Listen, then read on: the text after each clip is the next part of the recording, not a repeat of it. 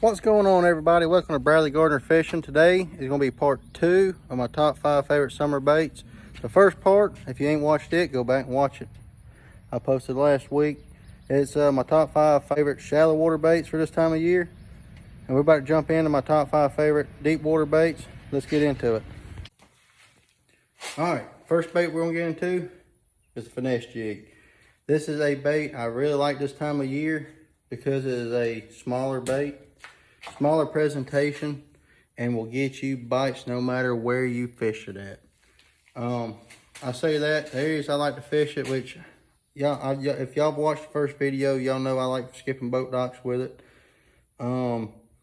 Skipping in and around lay downs and blow downs and bushes. I like throwing this thing around a lot of different places up shallow too, but when it comes to deep water fishing, this is my go-to jig, because it gets bites when nothing else will, in my opinion. When it comes to jig fishing, a lot of people throws a big jig that dwarf this one, have a big presentation, and they're there for one reason. They're there to try to catch a bigger fish. But a lot of times you're getting on in July and August now, and a lot of these fish have done seen that over and over and over and over, and you just need to shake it up sometimes. You can still throw a jig in the brush piles, rock piles, and on ledges, but downsize to a finesse jig. This is a 3/8 ounce. I like a 1/2 ounce one when I'm fishing deeper than 15 foot. 15 foot or shallower, I'll go with the 3/8. I even like a 5/16 at times as well. Fishing out to 15 foot and shallower, I'll go down a 12-pound line on it. But on the 3/8 and 1/2 ounce, I go 15 to 20-pound fluorocarbon. The same rod I talked about, a 7 foot to 7'3", medium heavy. That's the key, a medium heavy. Because a lot of finesse jigs on the market don't have a real big hook. This one I make has a bigger hook in it than most. I got one right here. It's got, I don't know if you can tell the difference between that hook and this hook, but there's a lot of difference in them. This one's a lot thicker than this one. This one won't bend out like that one will. I fish with that one a lot too when I'm making long casts and on lighter line. So that way I can get a hook in them and I can take my time with them. But if I'm fishing shallower, deeper, heavier cover, I'm going with this one with a bigger hook. I make them myself, but this is one of my favorite baits. It gets bit over and over and over. As long as you pair it up with the right trailer, you will get bit on this jig. The trailers I throw this time of year, I like a Super Chunk Junior, a Z-Hog Junior. As you notice, it's junior baits, not the full size ones, because they're a lot smaller. The Ultra 5 Speed Crawl, I'll use it. The 3.3 Bandito bug I catch a lot of fish on as well. My most favorite one out of all of them is the Z-Crawl. I love the Z-Crawl Junior. That bait flat catches them anywhere I've been. I've fished the Coosa River, Guntersville, Chickamauga, any Chattahoochee River lakes. I caught fishing all of them using a Z-Crawl on the back of this finesse jig. It's a great one. But anyway, let's jump into the second one right here, because this video is going to be long if I don't hurry up. This looks like your standard wacky rig, but it's a Nico Rig. I don't have a weight. Actually, I got one back there, but I'll show you in a little bit. But all you do is take a nail weight, stick it in the head of the worm, take a cigarette lighter or something and melt the end back so your weight don't come out when the fish is jumping and shaking. One of the key things for a Nico Rig is having some kind of keeper. If you look closely, that is a zip tie. I buy the little small zip ties. You pay $1.50 for a pack of 100, and trust me, these things last forever, and they won't let go. I mean, you see, I'm having to really pull on it, and no fish are gonna throw that bait. My hook, I don't go time again. I don't tell you this hook until I get sponsored by another company or get sponsored by a company. This is a hook I believe in. Everything I've shown you is what I believe in. I'm not sponsored by nobody. This is stuff I use and I have a ton of confidence in. That is a Trocar 1/0 Pro V Nico hook. When I throw the Nico Rig, I throw an 8 to 10 pound test, because that's a real finesse presentation. All you really have to do is pull in them and start reeling, and they're on most of the time.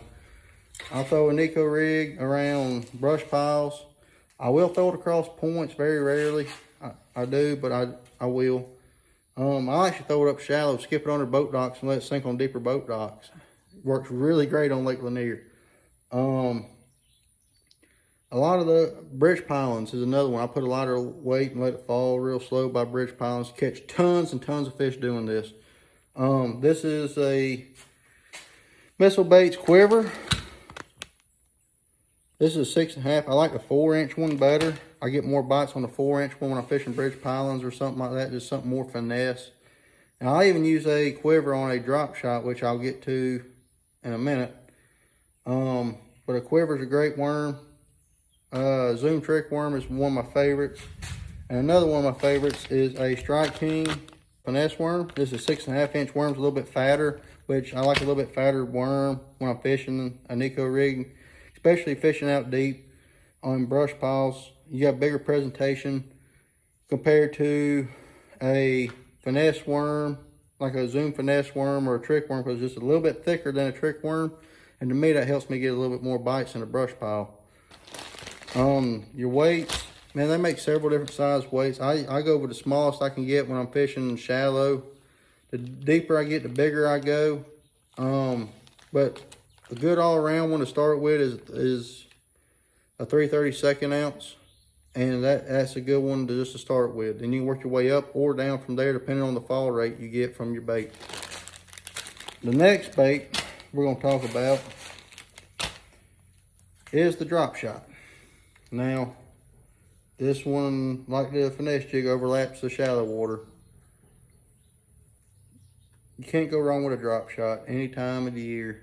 Especially this time of year, it's hot, hard to get bites. But a drop shot, I'll go down to a 4-inch worm on a drop shot a lot this time of year, but it's the same colors as these. This is a Robo Worm Morning Dawn, 6-inch. I will go down to the 4-inch or 4.5-inch one on the drop shot, same as this one. This is the Aaron Magic R&B.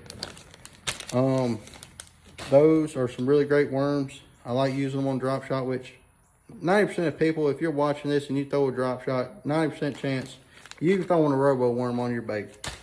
A Robo Worm's hard to beat. Some of my other favorites is a trick worm, a Zoom finesse worm.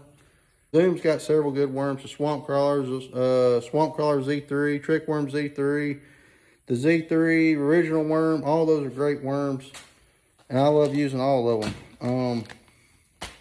Another bait, this would be bait number 4, but on a big worm, this is a Mag 2. I really like a Mag 2 over an old Monster because it's not as big and bulky. And I'll go down to a 7-inch worm. I'll go down to a Zoom Magnum U-tail worm. It's a newer worm by Zoom. Catches tons and tons of fish. And sorry about that, there's a truck passing my house. That's why you might hear a louder noise. But go with a smaller ribbon tail worm this time of year in brush piles, ledges, all those areas that's out deep. Rock piles, it will get you more bites compared to throwing a bigger worm. But like I said, if this don't work, try the bigger worm. They might be on a bigger bait that day. But time and time again, when that bigger bait don't work, go drop down to a Mag 2, a Magnum U-tail.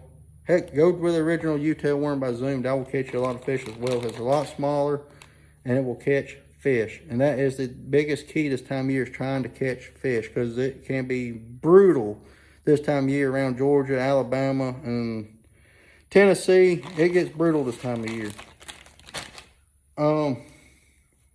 Last but not least, actually it's not last but not least, but this is bait number 5, is a spook.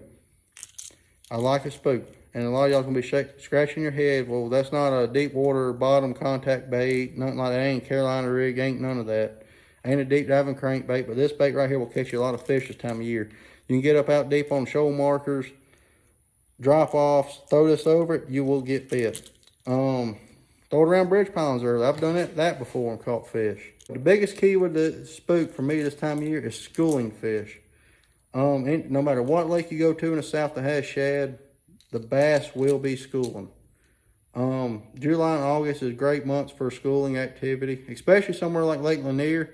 As a blueback lake, those fish will come up and cream a top water in 30 to 40 foot of water. You idle over them, man, those fish are deep.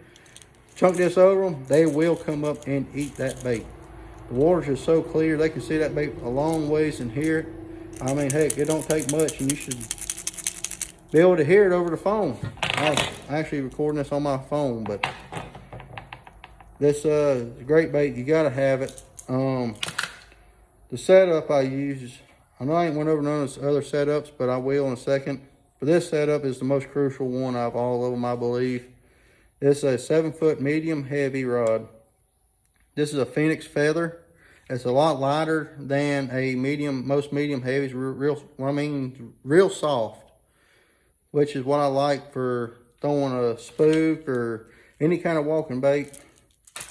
It's I throw braid. I go to a 7 or 8 gear ratio reel, 40 to 50 pound braid.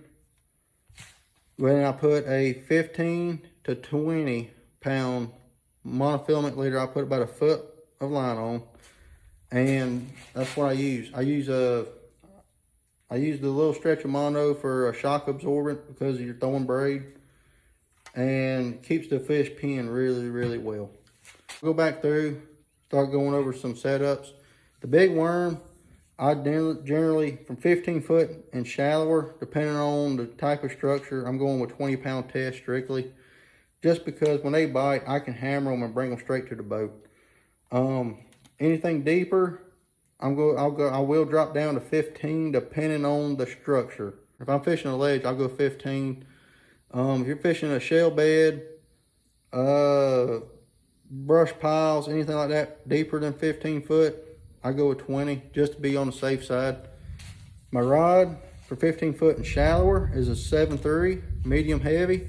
If I'm going deeper than 15 foot, I'm going 7.5 foot heavy action. That's the minimum, because you want to be able to get a hook in them in that super deep water, and you need to put them in the boat. A longer rod takes up more line. Even if you have a slower gear ratio reel, you can set the hook, and you're gonna bring the same amount of line in on a hook set with a 6 gear ratio reel. If you have a 10 gear ratio reel, you can get the same amount of line. The only difference from there is once you get them out of the brush, is how fast you get them in the boat. That's what I like to throw on my big worm. I believe I went over the Finesse Jig, but we'll go over it again.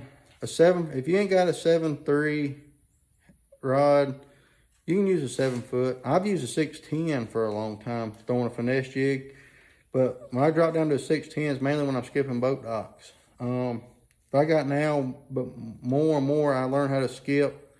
I use a 7.3. That's what I like to throw with this Finesse Jig. I fish the same setup if I'm fishing in 5 foot of water. I'm fishing the same setup if I'm fishing in 30 foot of water. A lot of people is gonna scratch their head, say, man, you're gonna lose too many fish. But when you're throwing that little jig right there, you won't have your heart broke, I promise. 15 to 20 pound fluorocarbon, depending on your situation.